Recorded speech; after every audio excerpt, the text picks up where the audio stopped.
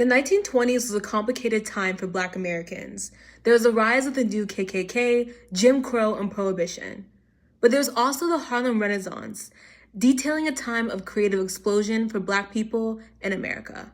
The Great Migration, which took place between 1910 and 1970, was where millions of Black Americans left the segregated South for the North and West for better opportunities. Countless Black Americans flocked to Harlem from all over the country to witness the greatness.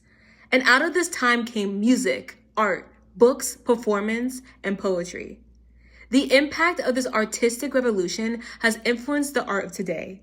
And queer Black artists were at the forefront of this movement, getting to be a more authentic version of themselves in a way never seen before. Hi, my name is Deborah Coffey, and I'm the co-creator of Mahogany Galore, a docuseries that focuses on Black Sapphic and Black trans men spaces across the United States. Today is a debut of our new series, Sapphic Sirens, where we focus on Black Sapphics in history.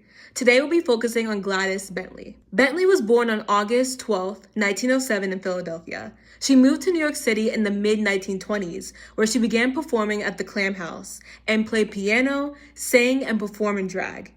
The Clam House was a well-known queer speakeasy in Harlem at the time. Bentley's signature style was to create raunchy remixes to the day's popular songs. Bentley was openly queer, and it was very common and a part of her performance to flirt with women during her act. It's worth noting that although performing in men's clothes isn't as noteworthy today, it was groundbreaking for the time. Later into the 1930s, Bentley's talents took her to Midtown Manhattan, where she crossed over to more white audiences, and the change in neighborhood did draw more attention. One of her performances was so scandalous that it led to a venue called King's Terrace being shut down. But Bentley was undeterred and continued to gain popularity.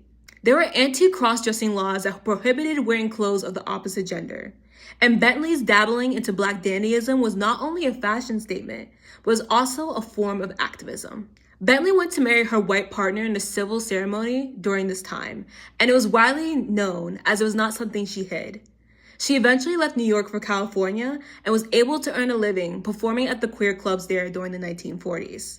A shift took place during the 1950s because of the witch hunting of the McCarthy era, which impacted many queer artists. McCarthyism was a period of extreme anti-communist paranoia, and just the insinuation that someone was a communist or socialist was detrimental for a person's personal and professional life. One of the major ways that the government sought to undermine the civil rights movement was to accuse its leaders and supporters of being against democracy and calling them socialists. Anything deviating from traditional conservative values was deemed un-American, and being queer was a deviation.